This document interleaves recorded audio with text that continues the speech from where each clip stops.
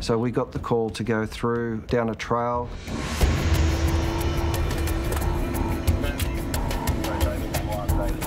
It was really difficult to see. We had trees burning on either side. We were worried about them coming down.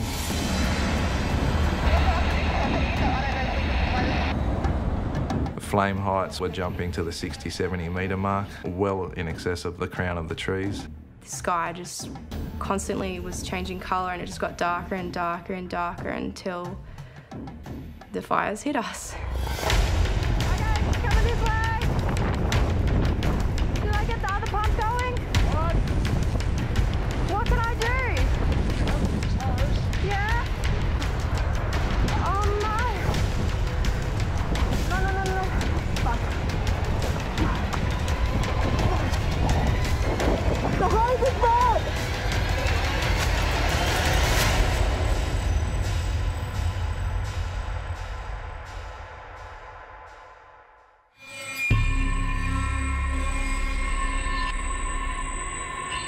Please stand by. What's the location of your emergency? They're on the driveway, but there's fires broken out up closer to the house. Oh, okay, sure. Is it quite a long driveway, is it? Yes, very much so. And there's a car nearby. Yeah. And yes, so it's really close to the... You need to get your keys. Get the car. Get the car. Are you able to safely get out of the way? I'm not sure. Most rural fire brigades knew that there was a bad season coming. They knew that the conditions were getting drier. And us, for around here, we knew that our fuel loadings were higher. We haven't had a decent fire for a number of years, so something bad had to happen. It was going to happen, we just didn't know when.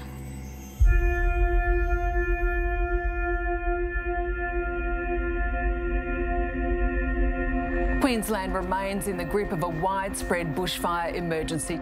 Authorities say with strong winds persisting and no rain in sight, the unprecedented spring fire disaster is far from over. On the Friday afternoon, we'd seen that it had got to a point where we were feeling uncomfortable, that we needed to start letting people know. So we'd started to door knock and tell people, you need to be prepared to leave. If you can, leave now.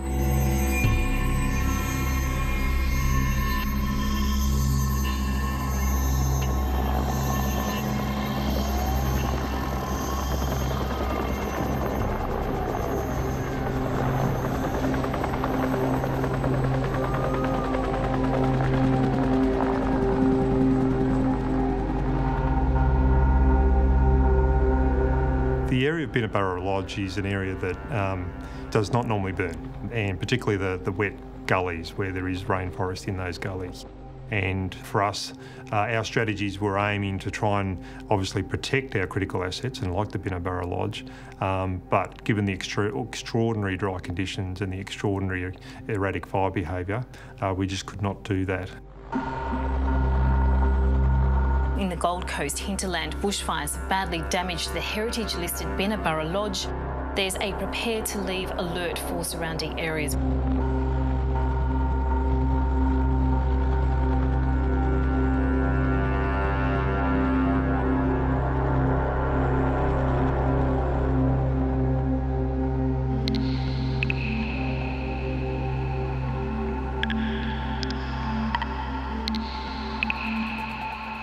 And as we've just heard in the last couple of minutes, the fire at Perigian Springs, a watch and act, has escalated in the last little while from an advice to a watch and act and straight to a leave now.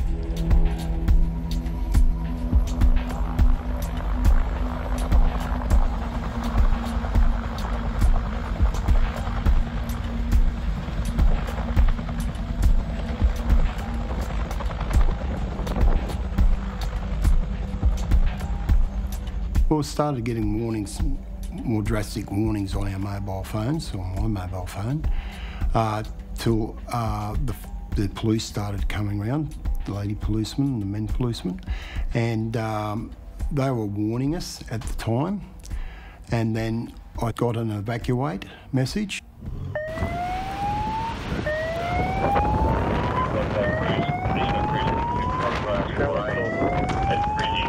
Evacuate! Please, evacuate! The smoke and the embers were that bad I couldn't see, and really disorientated. When I walked out, couldn't find the gate. It was intense, the heat and the darkness and the embers. Very hard to breathe, and it was just quick, get into that police car, yeah. 903, I've got two houses on fire in Jabiru Street. Jacana Street it is, Jacana. Jacana, about 30. Mate, you need to get out, don't go back in. 903, two houses on fire in Jacana. Just sit tight, fellas. Yep. Well, the policeman had already picked up somebody else in the smoke that was lost as well. We were looking for another gentleman who was 93. We were very concerned about him, so we went further up Jacana, but by that stage, another 4 homes had caught on fire. So the policeman radioed in that we needed help urgently from the fire brigade. Oh my God. That unit's going to go?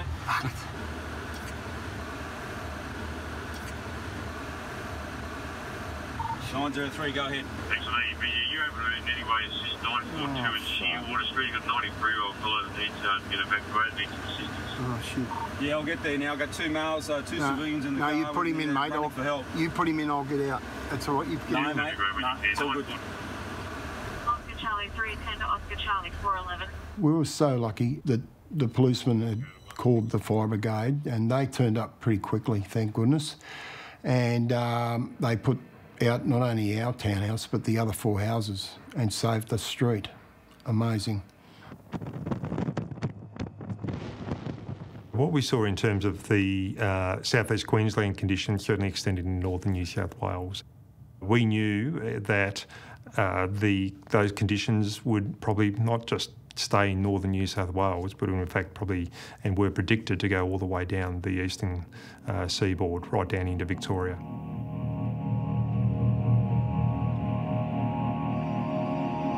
It's uncharted territory in New South Wales this evening, according to emergency officials in the state. They are battling an unprecedented number of emergency-level fires declared across a swathe of the state, more than a dozen, fires that they've warned have the potential to threaten communities and destroy homes. We'd already had a significant number of fires. We'd seen significant damage and destruction. We'd seen thousands of hectares of area burnt. We'd also seen the loss of 2 lives and some serious injuries to firefighters, loss of 2 lives to members of the public, civilian lives, up in Region North. And the outlook coming ahead in November there was the prospect of catastrophic conditions in the most populated area of New South Wales, and for us that was an unprecedented outlook.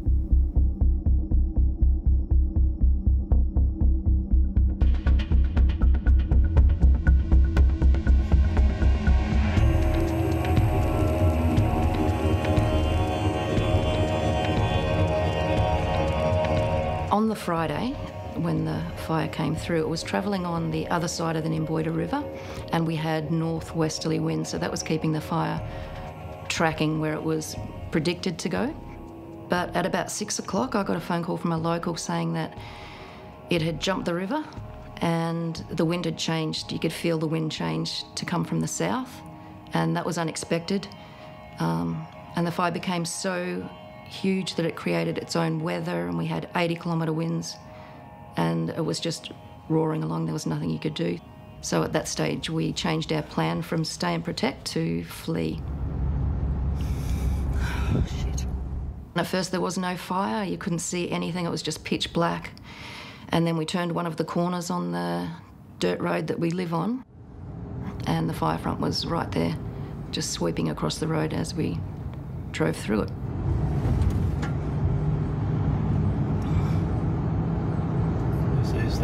There's what's her name's place? Has she lost it? I don't know. Canoe Centre? I don't know. I can't believe this. How the fuck did this happen? We were driving at about 30 k's an hour. Embers everywhere across the front of the car, and we could hear sticks and logs and things falling into the back of the ute. And with visibility so low, I had to direct my partner left or right, left, right, so that we'd stay on the road. Oh no.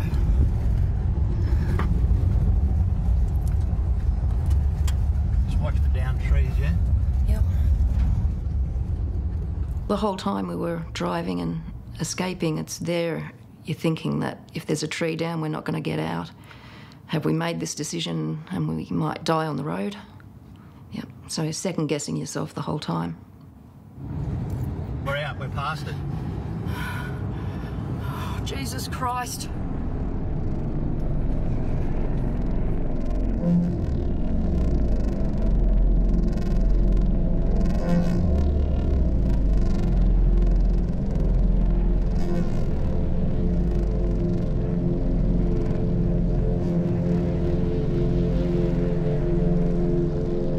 We had nearly 100 fires and probably just under half of them were not contained. On the worst of the days in November there, I think we got to 17 fires burning concurrently at emergency warning alert level. So you're talking the highest level of risk, you're talking the highest level of exposure and the potential for the greatest loss.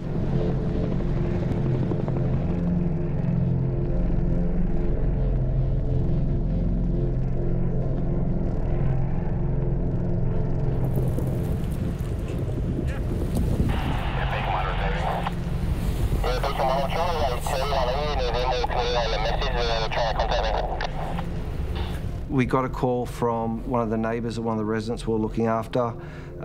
He was in real trouble. He needed help. He was surrounded by fire and he didn't know what to do. So we got the call to go through down a trail.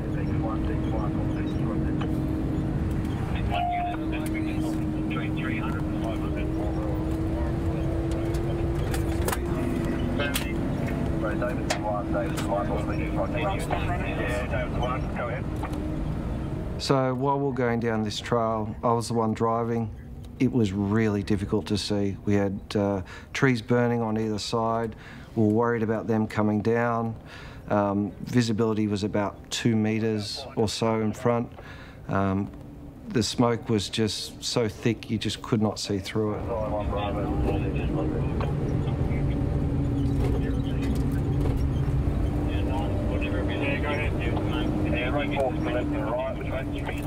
At the time, you know it's a risk.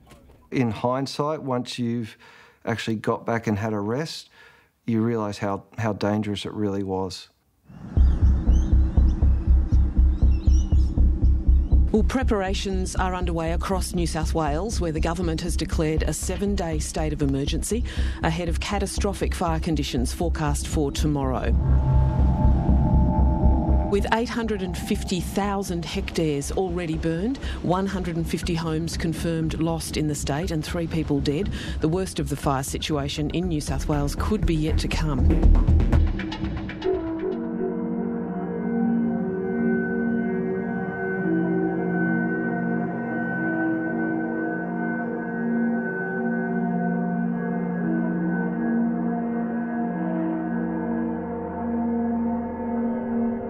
I was out on the boat in the morning with the kids.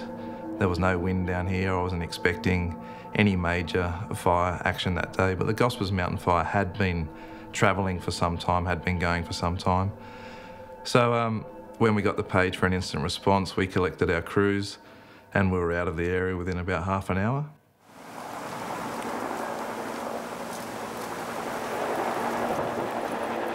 Probably about 5 minutes before the actual fire front hit, the wind actually dropped off considerably. But the noise of the fire we could hear coming up the valley. The embers were getting thicker and falling faster. And then we could actually see flame. Yeah, spot fires galore down here. We're talking about 60, 70 metre flame heights. 60, 70 metre flame height. Yeah, copy that, I'll pass it through.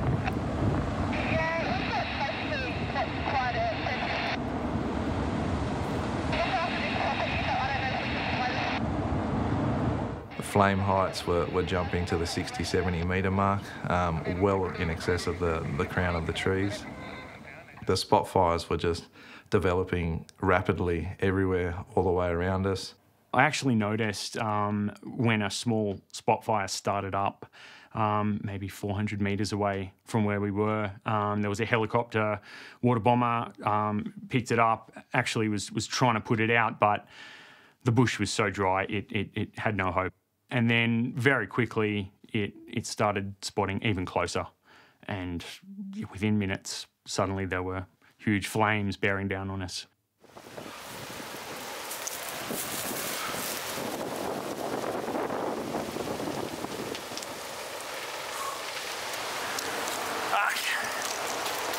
That's fucking massive, man. I've never seen that before.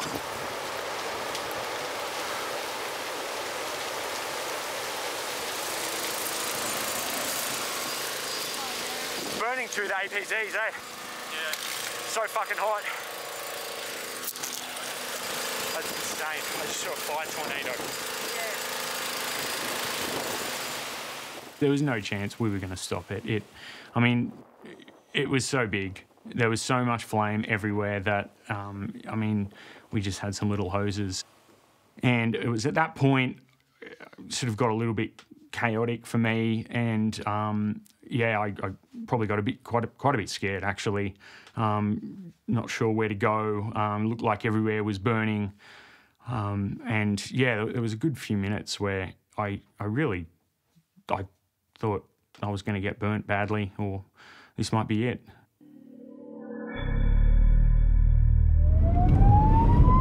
Take 88 to 1431. Request your assistance. Over.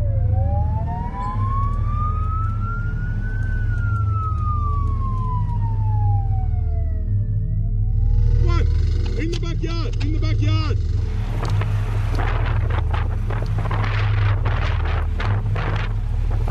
Get to the back of the house! Hose the owner! Hose that lady down!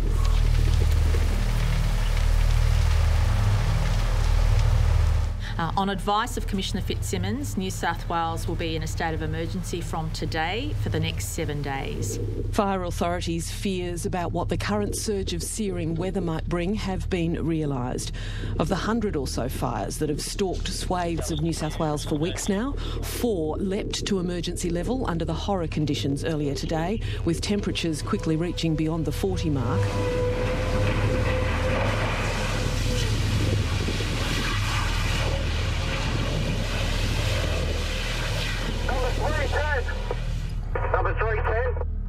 I just got home and climbed into bed, and I think it was not short of just before midnight that I got a phone call from my Deputy Commissioner Rob Rogers, who indicated that they'd got reports from the field about an awful accident involving some firefighters, and the reports were for serious injuries and potentially fatalities. The loss of 2 volunteer firefighters who died last night while fighting a blaze southwest of Sydney represents a grim new low point in the current bushfire emergency. Deputy Captain Jeffrey Keaton and firefighter Andrew O'Dwyer were killed when a falling tree caused their vehicle to roll. It completely guts you, but not only a fatality, a double fatality, depriving us of 2 extraordinary individuals.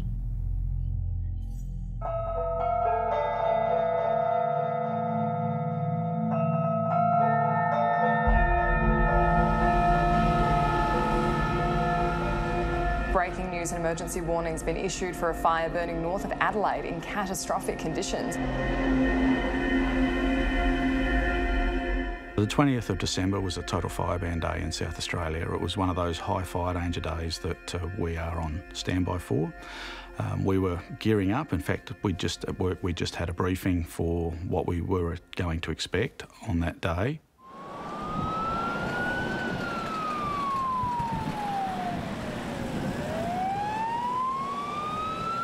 Residents of Cuddly Creek and surrounds are being warned to take shelter as it's too late to leave.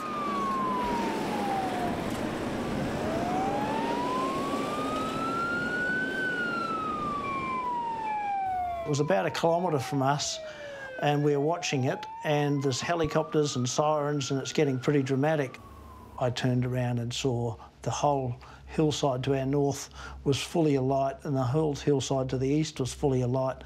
The vineyard wasn't fully alight, but you know, I could see there was spot fires everywhere, and there was no controlling it.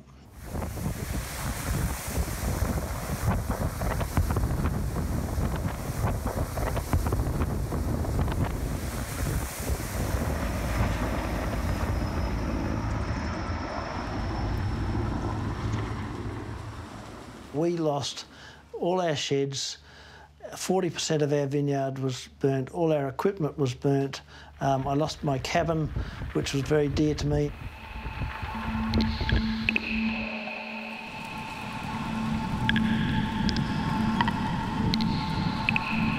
One man has died trying to defend his home.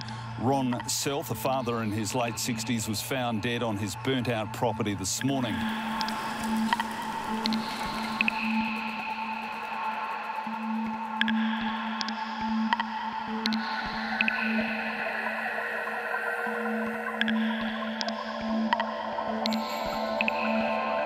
The disruptive and devastating bushfire crisis continues, with Victoria now threatened.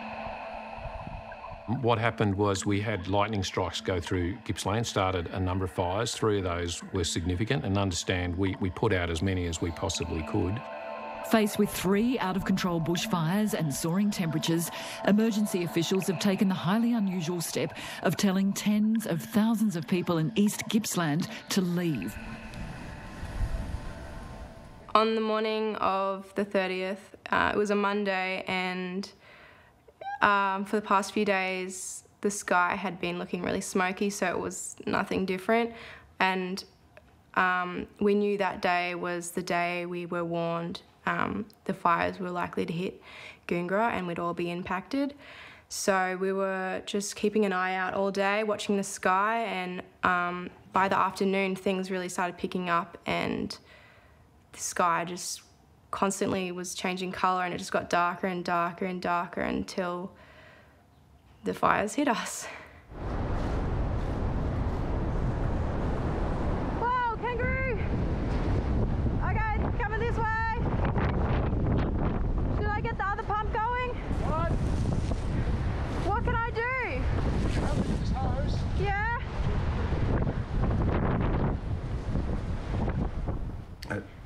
Really seemed to smash us being on top of the hill fairly rapidly, and it wasn't one single wind direction the whole time. It was like the sky was filled with insects that were flying in every direction, and you could be getting burnt on the front of your face and backs of my ears at the same time.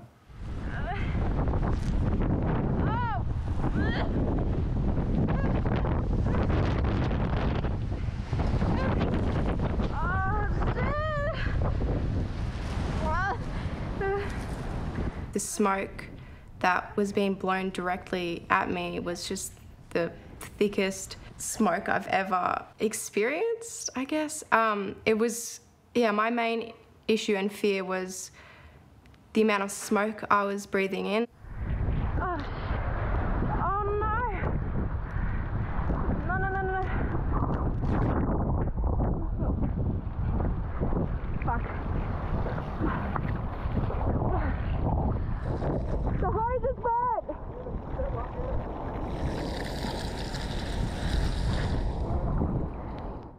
I don't know how that would have gone if that hose was actually completely screwed, because the structure that was on fire, our house was the closest the fire got to our house, and it was quite scary because I thought we were going to lose the house, but somehow we both got to that structure on time and sort of dealt with it. How's it looking out the front? One of the trees near the tank's caught on fire.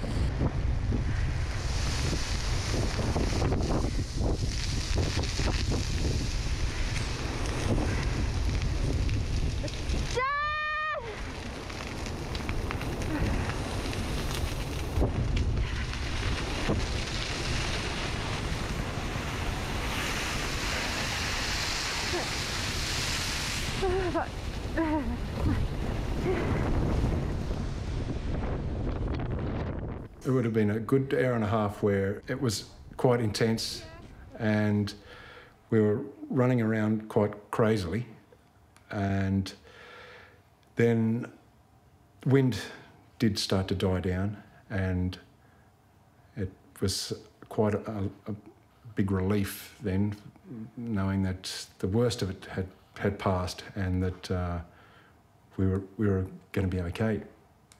Yeah.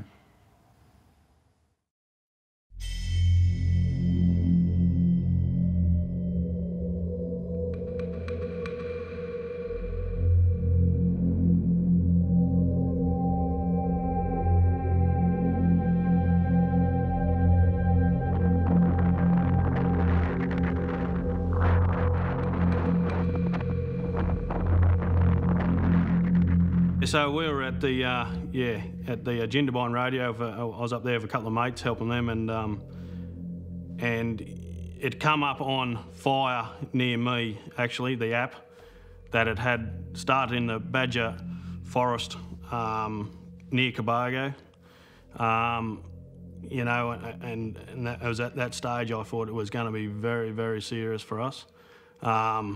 There's points out there where that hadn't been burnt for 50 odd years, and yeah, I was very concerned. Yeah, Dad always said to me, "Burn it, or it'll burn you," and that's what's happened.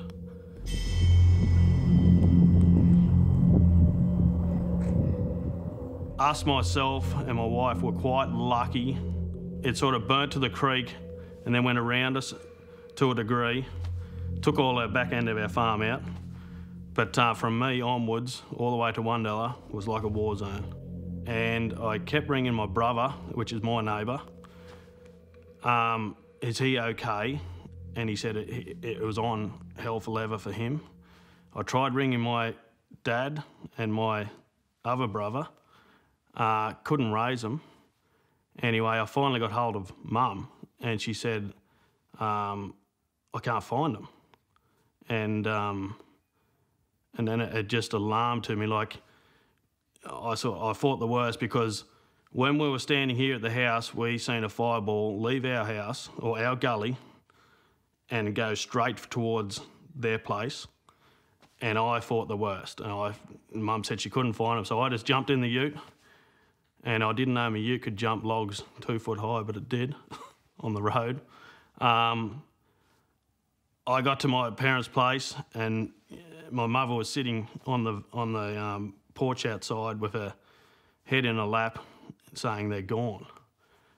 And that was just, I didn't know what to feel. I sort of looked where they were, and they were gone. They were gone. It was terrible. Like, they were only 40 metres from the house. Something must have, like a fireball must have just dropped on them, and yeah, it was tough. It was tough. Yeah.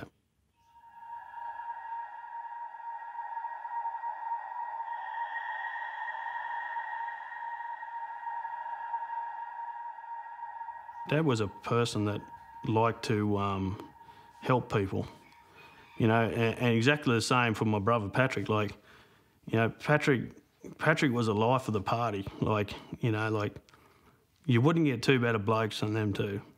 Yeah, like, it's tough. It's tough. Like, you know, like, we were a big part of the, you know, the show society of Cobargo. You know, they're going to be missed. And we just hope that I can fill their shoes. Yeah, it's tough going.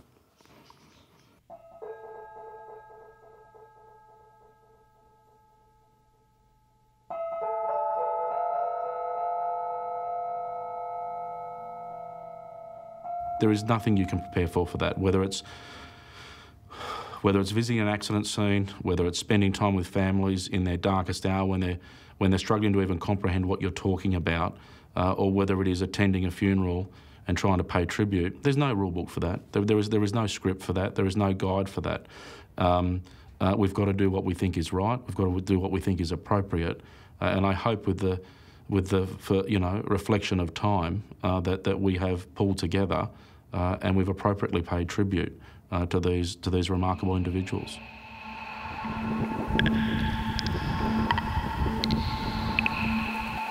Well, as the year and the decade come to an end, the country is burning.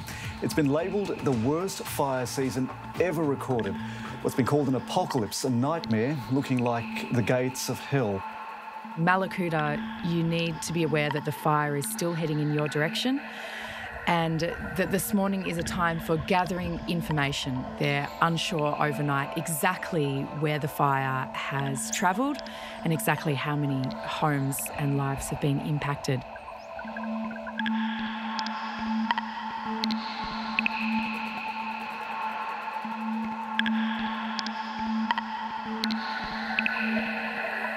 Yeah, we were definitely expecting just the standard beautiful Mallacoota holiday full of being outdoors, being in the sun, being with family and friends, and that's certainly not how it panned out.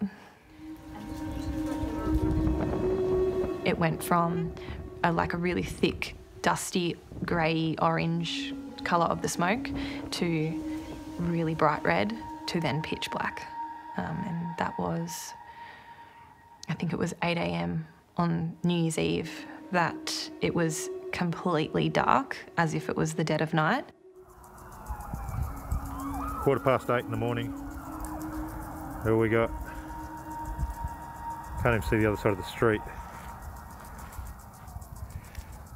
You hear stories about it going dark before a fire front arrives, but nothing can really prepare you for what a strange experience that is. Yeah. Just complete and utter the darkest night with a lot of ash and smoke in the air, stinging your throat and it's stinging your eyes.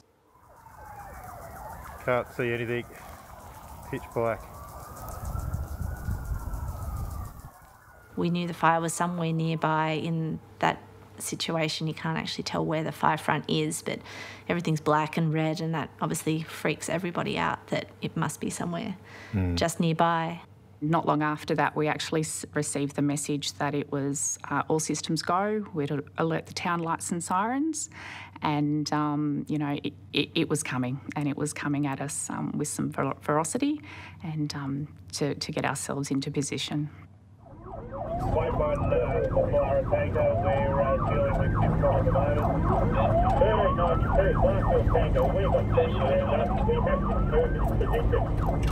Tankers move straight forward across the road, so we're safe. When the sirens went off on the fire trucks, we all got together and got in the two boats, 13 of us, and literally by torchlight, we took it very slowly and we went about 500 metres offshore.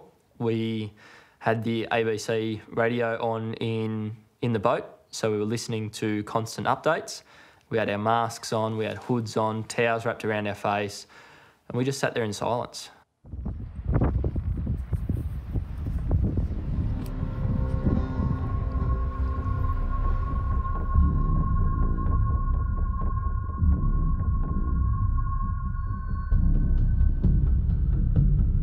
And then I looked at the fires near me up and I realised that that fire was actually coming straight towards us.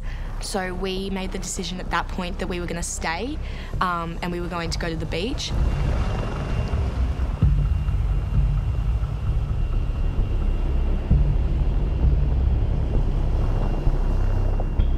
I remember just being physically pushed by the winds. Like, that was the scariest moment for me. I remember I was trying to stay calm because there were kids screaming,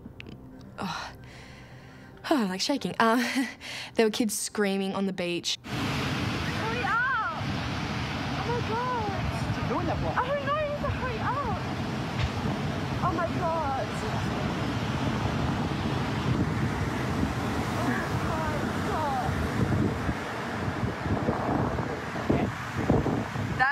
The end of roads. I actually think that's all out, which is a fire right there.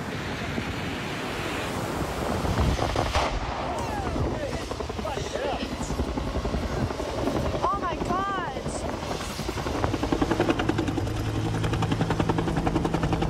Oh my God! Oh, I think they're trying to stop the other house. There were heaps of gas bottles exploding. I think maybe some cars. I don't really know. We just heard sounds and we saw fire where we thought our houses were, and we could see that some houses had already been completely raised. There was not even a structure left. It was completely flattened.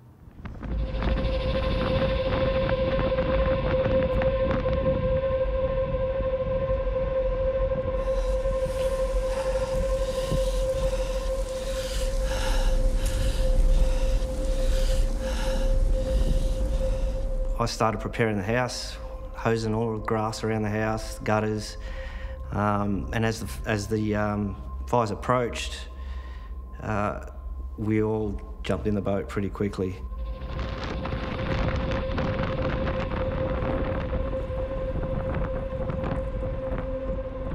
Looking back in the boat from the lake, it was hard to see anything. The smoke was that intense. The fires were burning. It was so hot. The wind was raging through there. I couldn't even keep the boat straight in the water. The lady next door was in the water up to her waist. She wouldn't get in the boat, but her house burnt down within 20 minutes. It happened that quickly. Kangaroos were jumping in through the water. Steam coming off them. It was horrific what we saw, and it's something that I never want to see again.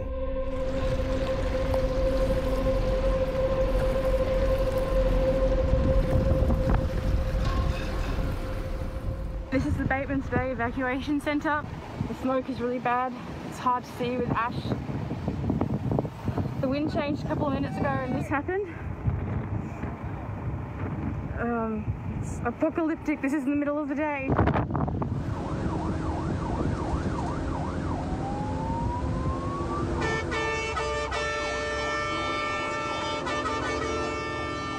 It was mayhem down there at Batemans Bay. We had issues with radio communication for starters, so from the Rural Fire Services side of things, some of our networks had gone down. We had no mapping. The mobile phones were intermittent at this stage, and then later in the afternoon they ceased working. There was a lot of people that were at their properties and trying to stay and defend, but ultimately a lot of the houses, there wasn't enough fire trucks. I don't think there was enough fire trucks in Australia really to look after what was happening down there.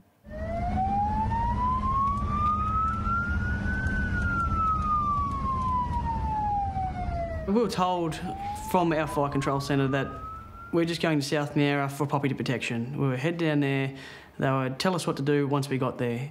We were driving along, we could see a long way into the distance there was considerable amount of smoke, so we knew something was going on down there, but we didn't know to what extent. It was quite a sunny day. There was no clouds in the sky other than that large smoke cloud. Once we turned into Hames Road, it turned from day to night within a matter of seconds. We started experiencing an ember attack. When we proceeded down the road, the wind started to change direction, and we noticed the ember attack was getting heavier and faster. It wasn't until we got around the final bend that my driver just said, no way, this is way too dangerous. We can actually see the fire front now. And at this stage, we had fire front in front of us and also on our right-hand side. My driver just stopped and said, there's no way, we're proceeding, we're turning around. We're going to get it. It's already upon us. If you can find somewhere to turn around, otherwise we're going to have to keep going at this stage. We're going to get overrun here. We were about 50 metres behind the lead truck, and I heard the lead truck, which was Jasper and his crew. They were putting messages through that what they could see 50 metres ahead was quite dangerous and they were going to retreat. And at that moment, myself and my crew, we saw exactly what they could see. We saw the flames had turned and were coming straight towards our convoy.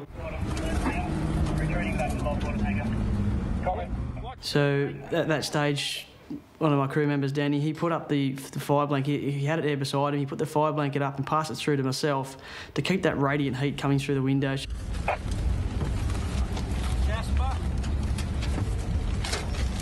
Jasper, put the blanket up.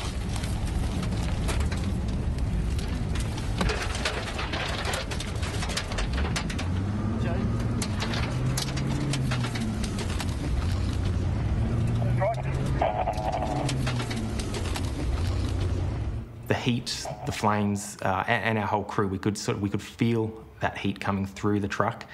We could see the flames coming in horizontally, which is very unusual to be in a situation to see flames moving horizontally in front of the windscreen and around the truck. We managed to get the truck turned around and facing the direction we had come from, and were beginning to make our retreat when the truck came to a complete standstill. I can't get any help. No one's reading our red message. I'll give you my exact coordinates. I'm at latitude 34, well, minus 34.97084. We believe the air brakes had melted or been destroyed by the flames, which caused the brakes to lock on, making the truck unable to move. So we were just sitting there having to wait it out inside the truck with flames hitting the side of it and smoke starting to creep in through the truck doors. Right, so this is probably the hardest part for us, is when we'd gone around Cale's truck, we were receiving messages saying, flash over, our truck is dead, our truck is dead. Right, TP07. Flash over, SCP-48, flash over. Go. Go. Their truck is dead. Their truck's dead. I think that's what they just passed.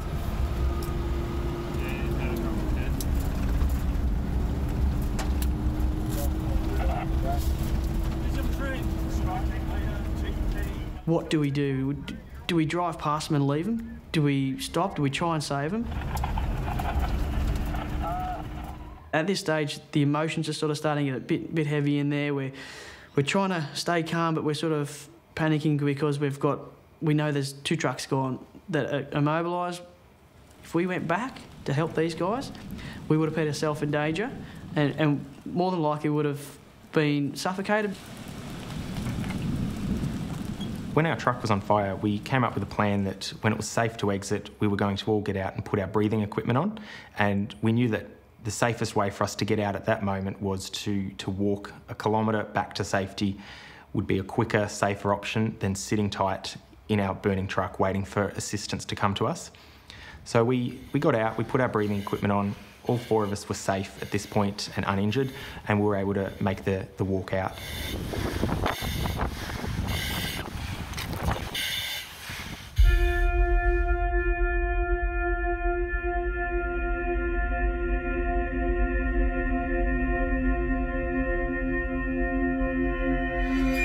If you are anywhere to the direct east of the emergency area, you need to take action now, as this bushfire may threaten your safety. If you're not prepared, then leave now, and if the path is clear, go to a safer place. It was a horrible day. It was an absolute horrible day. It was around 43, 44 degrees. I was at Pandana near incident control, and we could see what was unfolding out west. There was this huge plume of smoke coming out of Flinders Chase, and the anticipated southwest change came in, and that's when the fire went completely feral and started coming in from the southwest towards the northeast. And of course that was chaotic that night, and it just took off.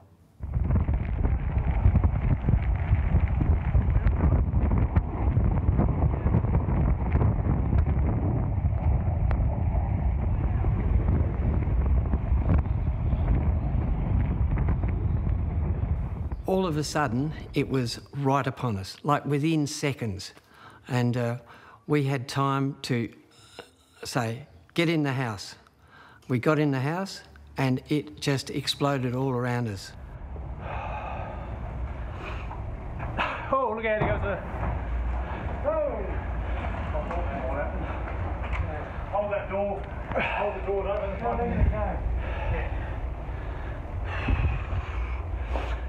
Oh, fuck me. Oh, look at that, Ben. Thank God we got all that away. Yeah. I reckon. She's still going to go here. This will be massively hot in here in a sec. Yeah. Oh, come on, piss off. Burn and piss off, will you? Can we go to the bathroom if it gets fucking... No, you don't go into a room you can't get out of. Oh.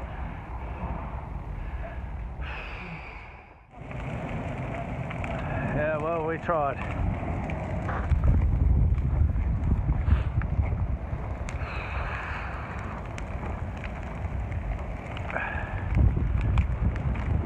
We saved 2 utes. Unfortunately, the house is on fire.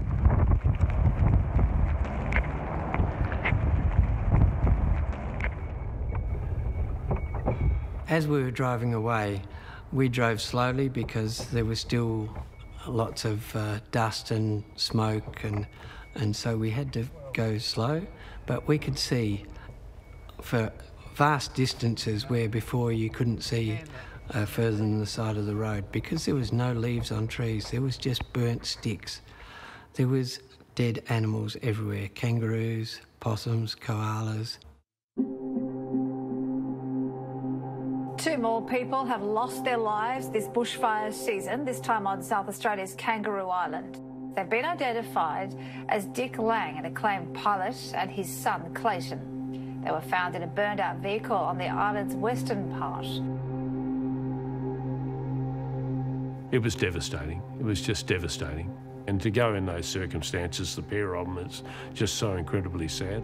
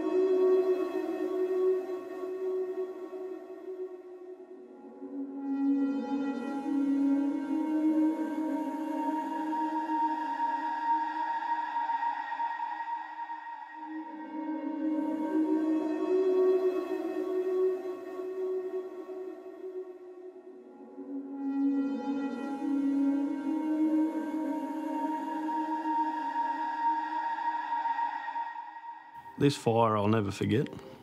I don't think my kids will ever forget it. It's sort of something that's going to be, I'll say, scarred into my brain. I don't ever want to see it again. I think it's a turning point. That's how I'm going to remember it. It's going to be a turning point, you know, for everyone in Australia, a lot of people worldwide as well, I think, just seeing the devastation of these fires.